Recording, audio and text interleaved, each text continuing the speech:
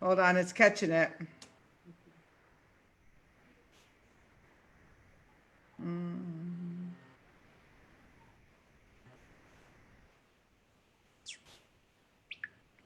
All right, I believe we're live. Does it say live? Yes, we're live. Yes. All righty. So, hello everyone, and we've decided to go live today. We're risking it. I am here with Grandmother Maria Teresa Valenzuela. And what do you call it, abuelo? Abuela Maria Teresa. Abuela. I don't know, I'm not very good on my Spanish, but let me just give you a little background information so you know why we're sitting here today. I believe we met in like 2004, 2005, and what's it now, 2020? So we've known each other for a very long time, and we met at, of all places, we met at the beach. We were both at a soul retrieval workshop, and we retrieved each other's souls, and we've been fast friends ever since. And I taught her how to swim, and she taught me how to fly, and that's kind of how it's been. And then I brought her to Palm Desert several times, and I brought people to Mexico several times to her.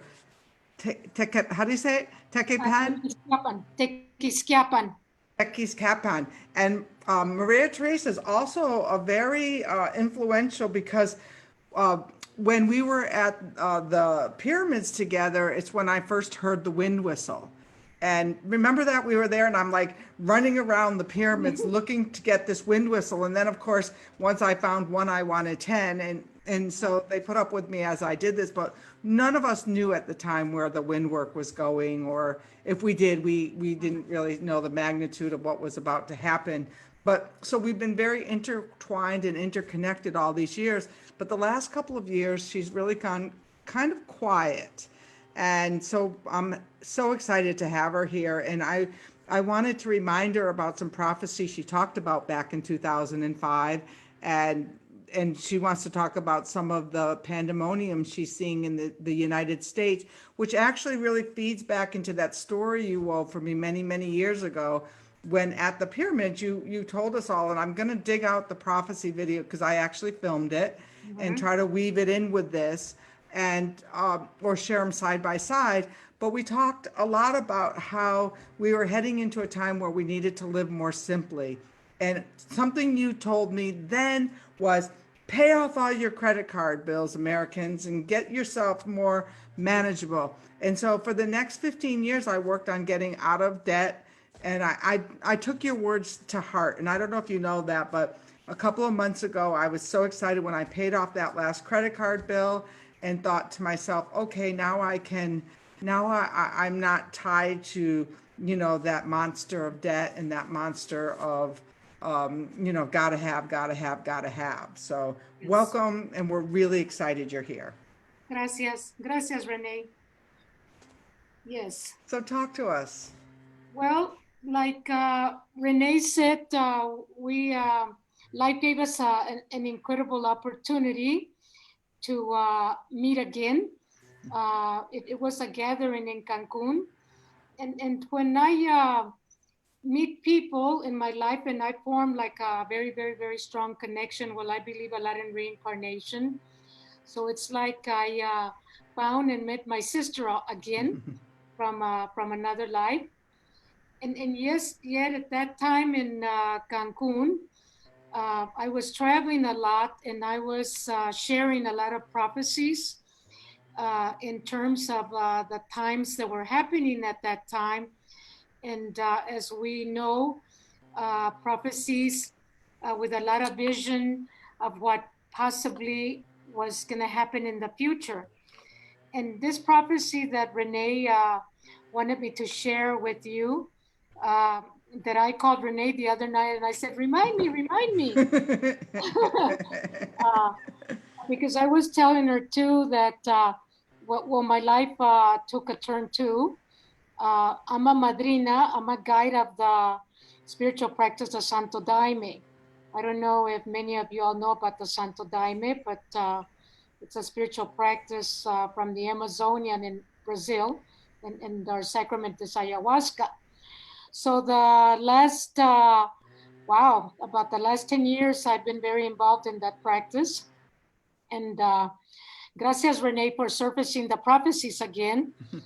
Uh, because yes, the prophecies that I used to share and go around doing talks have really unfolded 100% in this time we're living, especially 2020.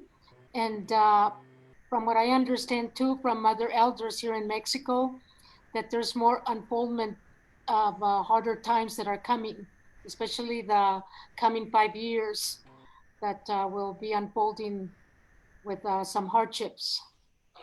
And that's what I believe the winds have come out now. Some days I get like really like, gotta go, gotta go, gotta go with the wind. And then it's like, Renee, you let it out. You did the work of letting it out, and now it has to move as it will, because the wind moves as it will.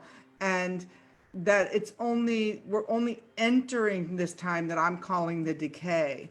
And my sense is it's going to be around for 250 years as we move into this next cycle. We want to think of like, okay, let's move through this COVID experience and get on with our lives. But that's just not how, if you think of like 4 billion years, it's like a drop in the bucket, 250 years or whatever this next cycle of experience we're entering into.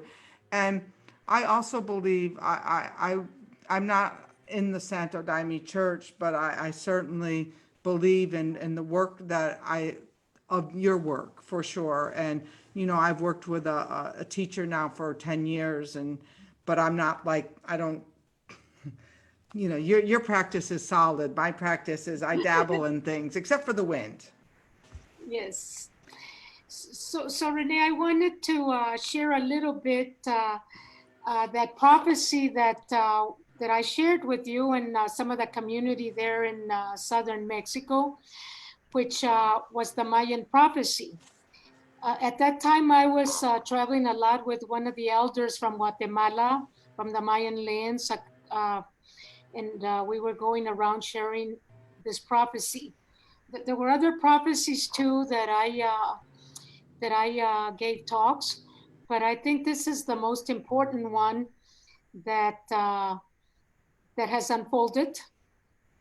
It was said that in December 21st, 2012, that the prophecy possibly was going to take like a positive turn, uh, lead us into more harmony, more peace, more partnership. But it seems that it hasn't gone that way. That the prophecy has walked more into the hardships, the fears that we're living. So this prophecy has 7 parts, and the first part is the fear. Is the fear, and as we know, I used the word that the spiritual teacher shared with me a while back, that it's not a pandemonium, it's a pandemonia. It's a pandemonia, that it's a war with the demons. And in being a war with the demons, well, there's a lot of fear. A lot of fear in the planet, a lot of fear in communities. So it's an inner war of fear, like the prophecy stated that it would be. And in that fear, well, it has led us to two options. If we go into the future with more destruction, or if we really go into our proper evolution.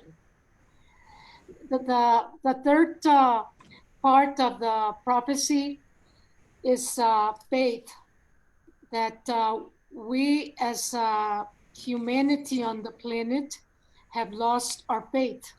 Our faith, it doesn't matter, I say, what you believe in Jesus, Buddha, Krishna, the Virgin, but through the years past, we have become very individualistic, very individualistic. This is where this has come, that we're the dominant ones. We control the earth. We control everything. So we've lost the ability to believe in something greater, much, much greater, that day to day guides our life, leads our life. So I think that's one of the primary reasons why we're in this mess that we're in, and why we're going into this destruction of the rainforest, of nature. We've lost that concept of relationship, that divine relationship. I tell my community in the Santo Daime that we're all divine beings. But we've lost that capacity to know that we're that spark. And in that individualistic, we've lost the biggest capacity that the Mayans used to say, that we came to this planet for two reasons: to serve humanity and to be happy. And we've lost the capacity of service. And another reason too is that in this individualism, we don't know who we are. We've lost that capacity to know who Maria Teresa is, who John Doe is. We don't know who we are. We have so many masks. And day to day, we peel one mask, we put another mask. And I believe that not till we come to the point that we know who we really, really are, we're going to be able to truly adapt to the forms that are coming in front of us, and what we are to meet in the future. Another one of the prophecies was technology, that we were going to be in front of tremendous technology. And I don't think I need to say much about that. Um, and I think in my thoughts, one of the biggest technologies that we're in front of is this virus. Because to me, I feel that it was invented under tremendous technology. So we're under a war of technology. And God knows what more viruses will come in terms of the technologies that are also in front of us that don't benefit us as human beings. We know of the ecological changes, what is happening. Here where I live, it's supposed to be summer and it's raining, heavy rains. Last year we didn't have a winter at all. The sixth prophecy is that it talks that there was an asteroid that was supposed to come in. And as we know, there have been foreign bodies in the sky that have possibly threatened us at times. I think those of you that watch television a lot or the news have heard of asteroids that are coming closer to the Earth. And it is said that with time, one is going to come very, very, very close and possibly threaten humanity and the planet. And the seventh prophecy, which is to me the most beautiful, which is the positive one, is that humanity will be able to meet this time, turn it around in more terms of partnership, more in peace and harmony, so that our children, the children of our children, will have a better world to live in. So those are very quick the seven prophecies that I used to talk about 10 years back, and here we are in all of this. So it was fear, faith, uh, technology. It is fear, the psychological changes, Okay.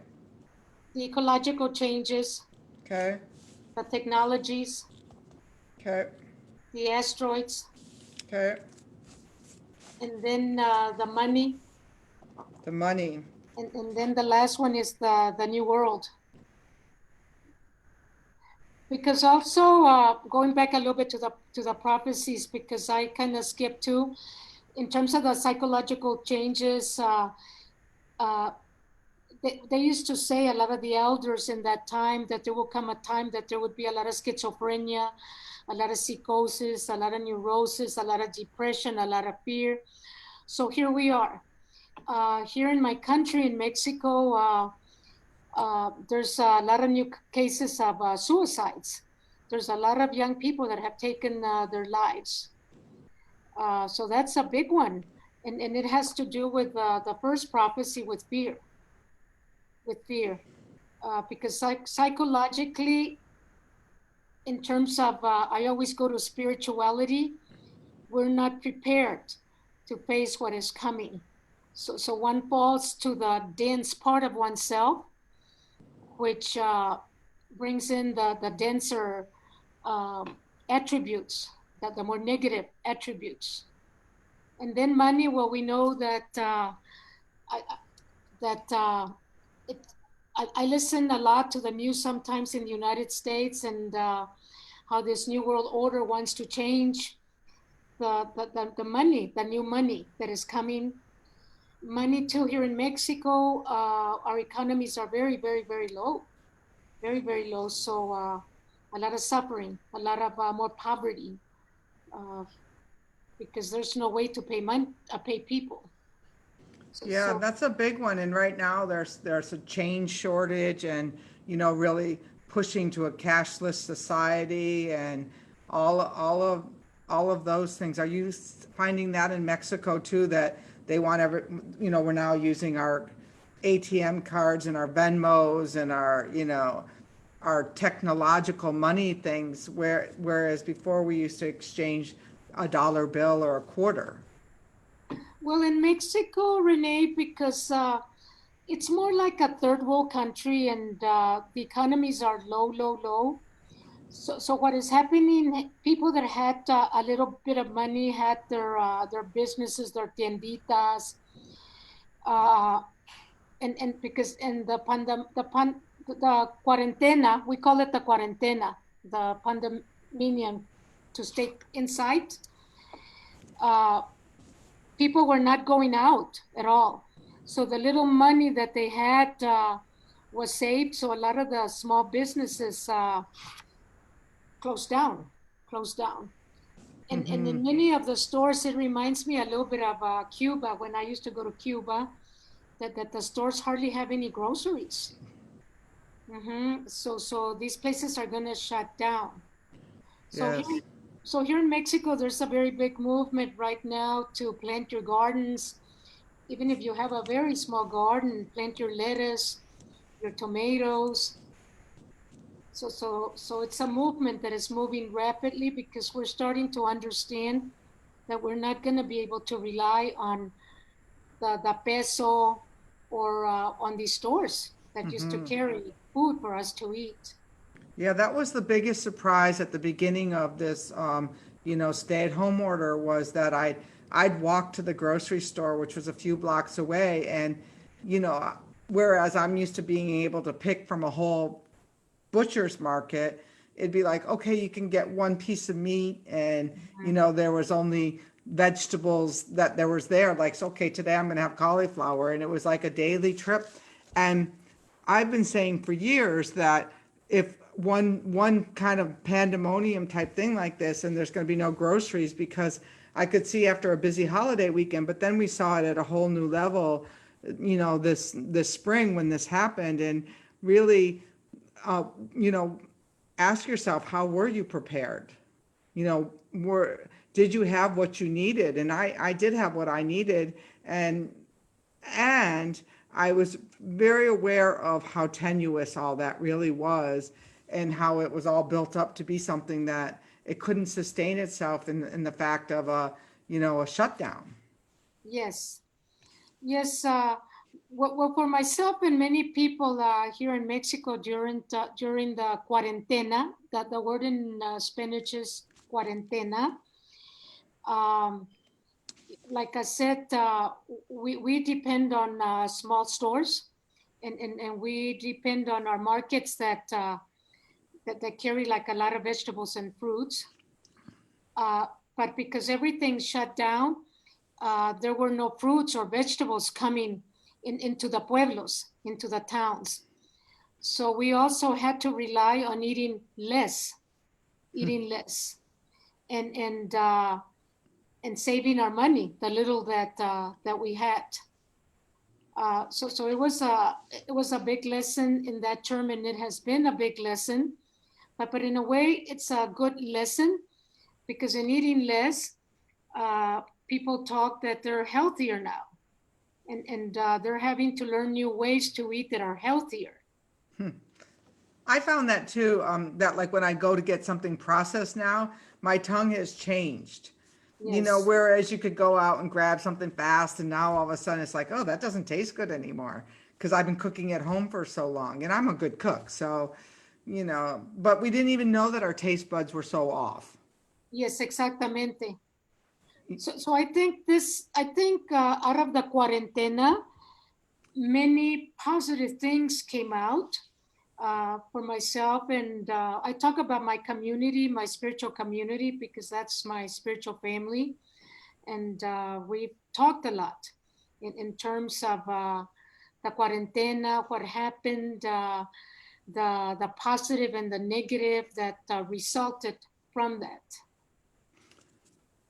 I think there's more chaos still brewing. And so how do we rise above the chaos scum to be able to listen to our inner wisdom, like to know that, that's BS, that's BS, that's BS. What's true for me today is this. How do I get really, really clear on what my service is at the moment? Well, Renee, I feel that what people need to do is first is they need to look at their fear, because I think fear is the basis of everything. And like I said, there's a very big individual and collective fear growing on the planet.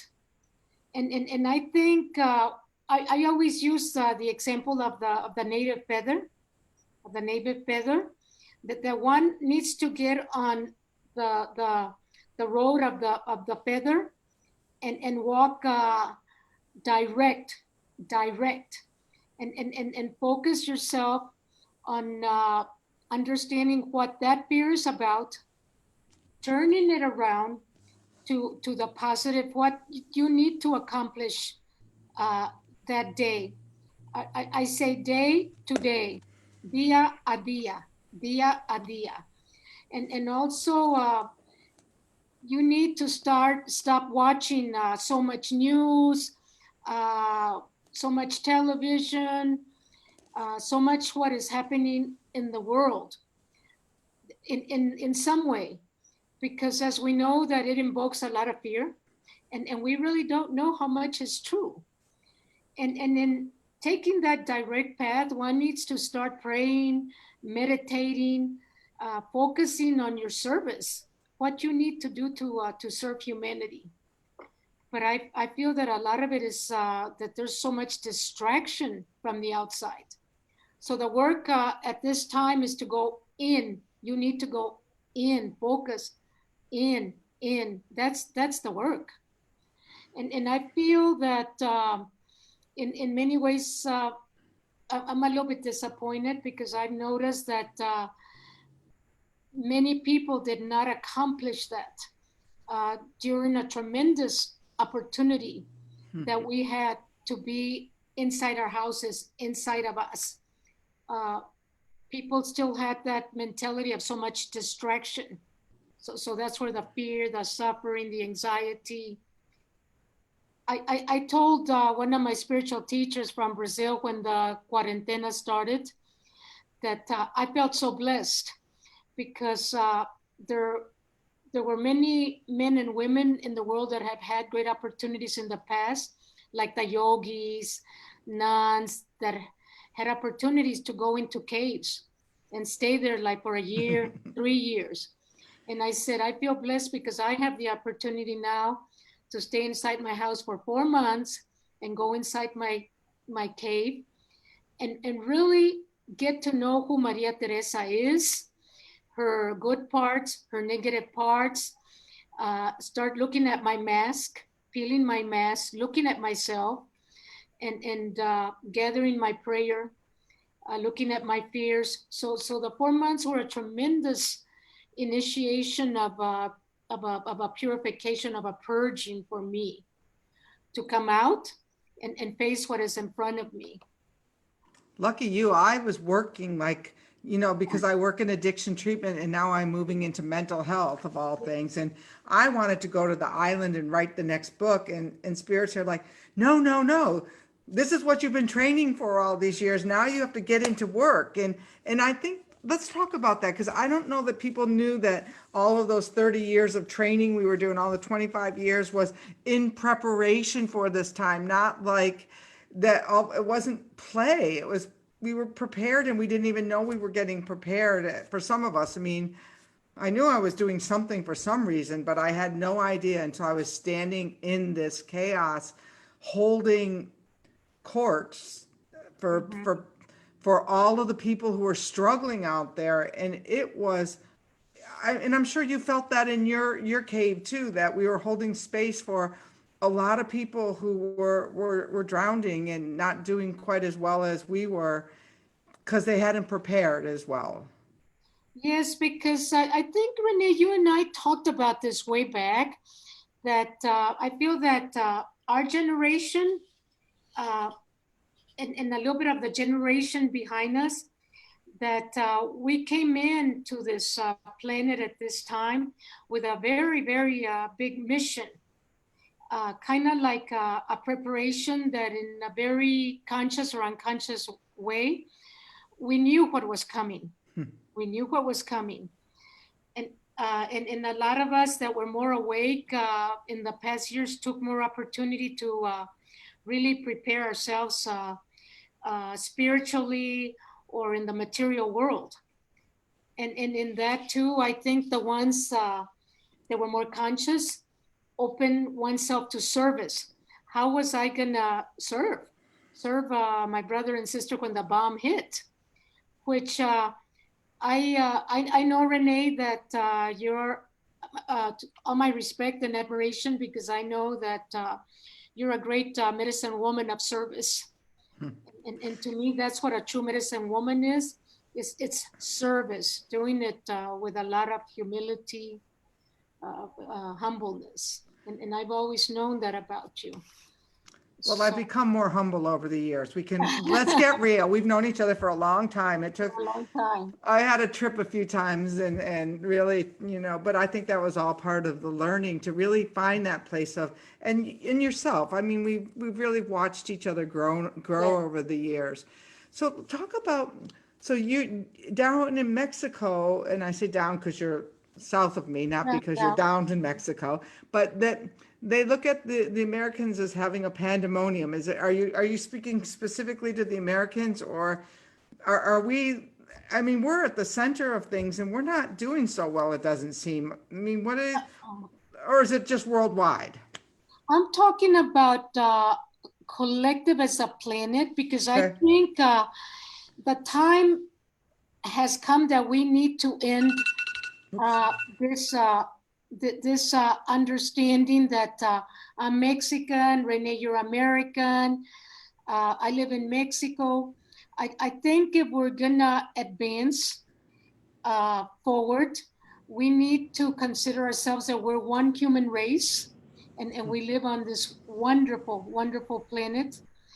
What happened to me during the quarantena, that I had this tremendous understanding that I had two periods in my solitude, in my retreat, that I developed this very external fear. I felt a lot of fear, not internal, but I felt a lot of fear. And I felt that it was like a collective fear on the planet. It was a fear of what all of humanity was going on, what was walking on the planet. In the Santo Daime, I'm a medium too, so I feel things very sensitive, and it feels the older I get, the more sensitive I become. So I was feeling the human pain of the animals, the nature, every sentient being on the planet that I had like 2 days of a depression, and I felt physically sick.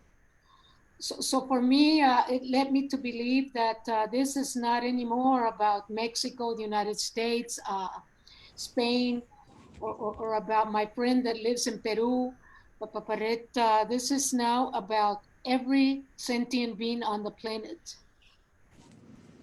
And how do you think, in your intuition and into your sensitivity, how are we doing and how can we move forward with a little more ease and grace? And like I have the wind, and ever since I met the wind, I knew that I was held. It didn't, all the years of seeking all of that, it was like, wow, I got it. So for me, it was profound and simple at the same time. So what tools do you give to the people who can't move from that fear, who are stuck in that old paradigm that seems to be decaying? Well, first, Renee, if I can go back a little bit, and I want to share some visions that I had Okay. during the quarantena, and that I felt very, very, very strongly. During the quarantena, I had some days that I felt that we did energetically took a quantum leap. It did happen. It did Okay. happen. But I know that I study Buddhism too. I know that karmically, uh, there is a collective karma and an individual karma. And I think right now we're in the thick of it, that we're paying a very, very big collective and individual karma to where we have to be responsible. And a vision that I had when I felt that we took that quantum leap was that the river split. The river split, like the river of Jordan. And here were the people that in the true sense, uh, consciously are doing their work, and we're going to do their work. And here were the ones that were going to be left behind. So I feel that's where we are right now on the planet. The ones that are really in harmony and peace, service. And here are the ones that are still in their addictions and their anger, that didn't take the leap and change during this great opportunity of 4 months to look at themselves. So I feel that we're like split right now on the planet. Another vision that I had, which is a little bit more of an eccentric type vision, that a lot of the attacks that we're having here on the planet are from beings or sources outside of our planet. So there's also like a war going on outside of our dimension. I think these are like 6, 7, 8, 9 dimensional beings, and they have torn through the web of the planet, and infiltrating their negativity, and because the river has split, that these beings have more possibility to influence the ones who did not take the proper turn of consciousness, which means that the ones of us that did take the right path, the right turn, are going to have to work harder with our light to face these forces. And I always go back to the same thing: fear, not to be fearful, not to be fearful. We have to be positive. I tell people, you have to be positive. Positive is alkaline. Positive, um, uh, be more humble, more noble, be flexible, but not be afraid of these forces. I tell my community, if you truly believe in spirit or something much higher, there is nothing to fear. The only thing you have to fear are your demons up here, and possibly because they're tearing your our aura, it's penetrating, but you have to be a soldier of the light in these times, true to yourself. You have to be true to yourself. So those are some of the visions that I had. I had similar visions. I didn't see it as a two rivers. I saw it as kind of two discs, Mm-hmm. and that there was like a bigger there was a bigger chasm between these two discs. And I found for myself that I found this woman who was offering Diksha meditations, breathing meditations, and they were, I swear, I was guzzling the Diksha because it was the only thing that I could do to hold on some of the points. And it wasn't even, my life was just this normal drama, but there was just like this extra layer of intensity that I know that most of the healers and the people I know who've done the work could feel. The question that I really would love for you to answer for people is, there is so much information, disinformation, and the truth lies somewhere in the middle. So how do we start to discern what is that path? What is the right next step? And one thing that I will say about this virus, however it was started, wherever it was created, any of it, nature conspired. It Mm-hmm. is worldwide. Clearly, we got out of this idea that we were in some kind of control was really kind of crazy, because the winds came in, and now it's planetary. And so it's like the first time that we've all had a sore throat, and we all have to, make sure that everyone else doesn't get our flu. And so how do we start to discern the truth for ourselves? Well, it's like when I started at the beginning, Renee, that we've never really known who one is. You don't know who you are. I think that's been the story of humanity for a long time. I'm going to use myself like in reference to myself, like, does Maria Teresa really know who she is? Who she is? We put on so many false labels, so many false names, so many false credits, that we've always looked out, out with these false issues, that we haven't taken the time, truly the time, to go in and to really rediscover you. Who is Maria Teresa? Because when you rediscover yourself, there's a lot of inner strength, a lot of inner strength. Um, and I think the cuarentena, like I said, gave us tremendous opportunity to sit in silence, to go into your cave, to pray, gather your prayer. We all have an inner prayer, a personal inner prayer. Uh, and we all have a very deep interconnection with divine.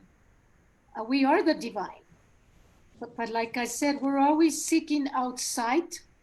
That I think through history we've lost that ability. That we are spirit, we are the divine, we are the goddess. So I think the work in this time is to take time uh, to go in.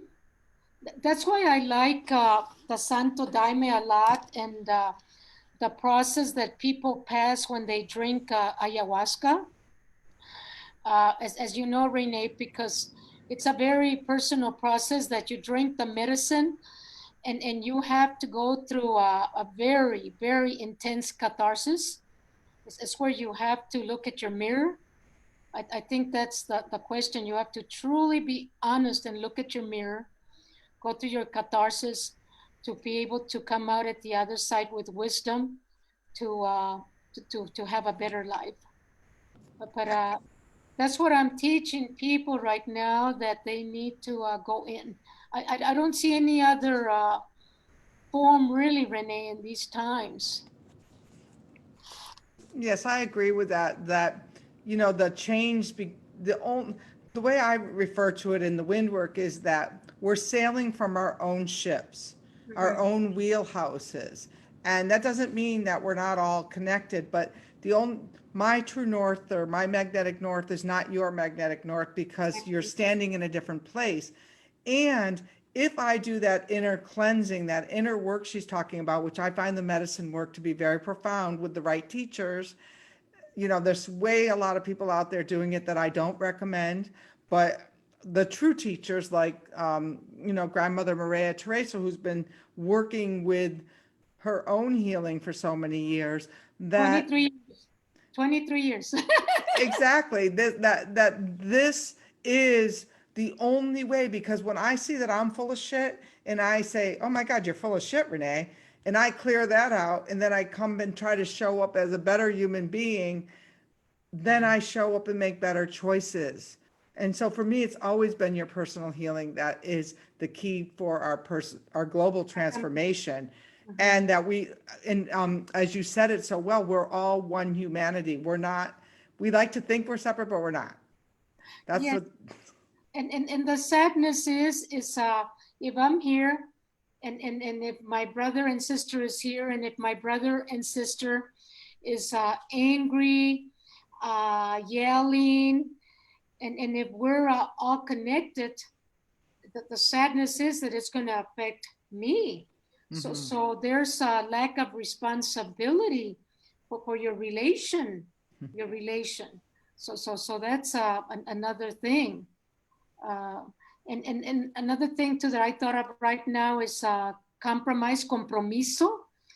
Uh, that's why I also respect your work and the work you've done, because you've had a lot of compromise or compromiso, commitment. Commitment. That's what people also lack is commitment to their service and to their work. And in that comes the service. That's another way we can help also people. You start a project, a true project, and stay committed to serve humanity and the people that are coming to you. Absolutely. I always liken that to when I went to the sweat lodge. I'd have to get there early, to build the fire. And then I would be the one who helped take off the blankets and then fold the blankets and then go and make sure that the food was served and the spirit plate was delivered. We'd like to show up for the lodge, the ceremony, but we have to tend to it before and tend to it after. And I find that in the Western culture, we just want the goods. The work is the other part that we don't think that is for us. So we only have a few minutes left, so I want you to leave us with some really profound wisdom. Okay, I'm gonna leave you with a wisdom. I drew it. It's something that I've shared very little. I have another teacher, and I like to teach by diagrams. I like to teach that a lot. So I drew it. And for me, I'm teaching this spiritually. Like I said, we have really pulled away from our spirituality and to believe in something much bigger than ourselves. So this middle line is spirit. It's the master. It came to me that that there are no masters here on the earth. It's an illusion to say this is a master. The true master is spirit which is in the universe.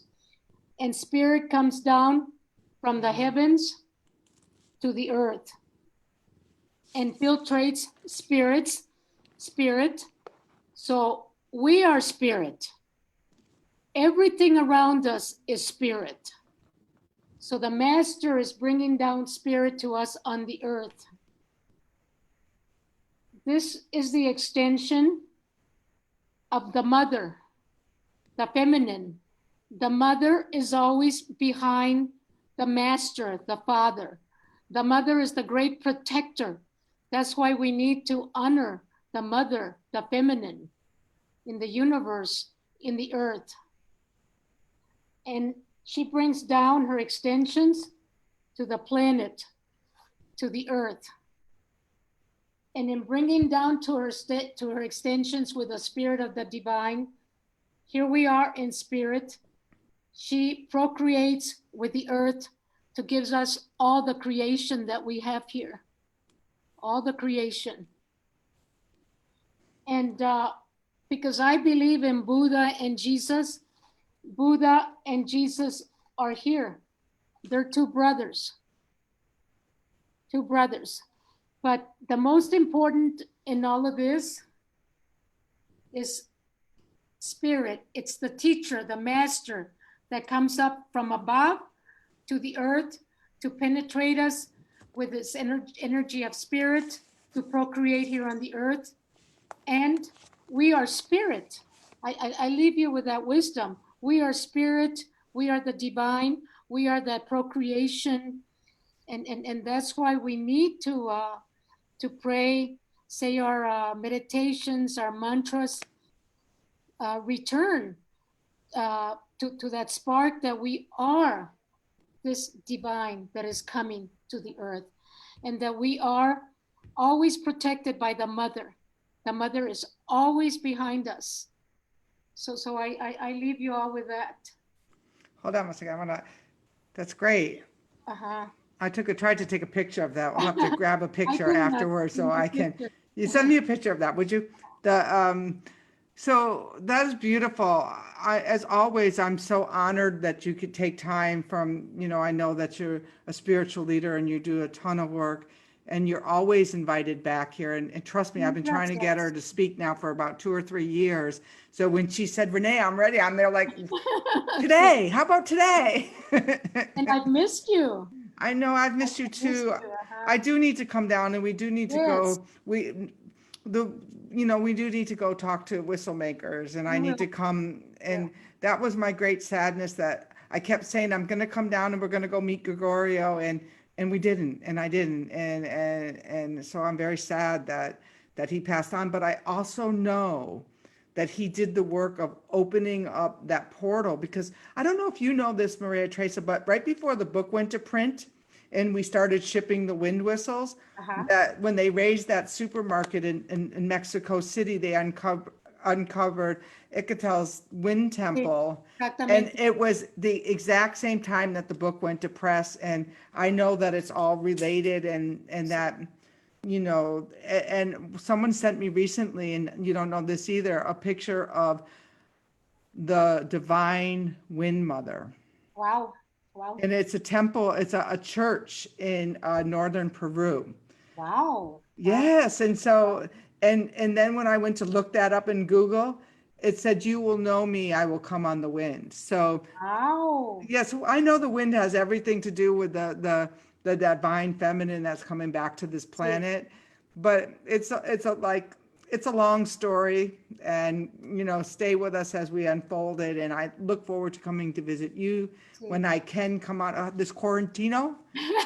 And I wanted to tell you that I think you found your mission. I think you have a tremendous mission still in front of you, because I think the most powerful element that we need to overcome right now, it's the wind as human beings, and it's the mental wind up here.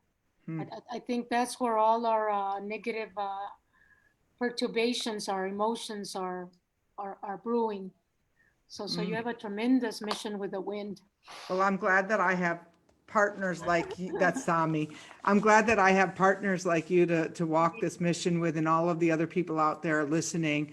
So this is the Practical Shaman Podcast, and please like it and share it. And I do the Shaman's Cave every week with Sandra Ingerman, but when I have special guests, I come on here and have my own podcast. So if you know those special guests that we should be interviewing, let me know. And peace to you all, and peace to you, my grandmother friend. Somewhere along the line, we became grandmothers. I still can't wrap my head around that one, but Gracias. Bonito día. Bye-bye. love you. Love you too.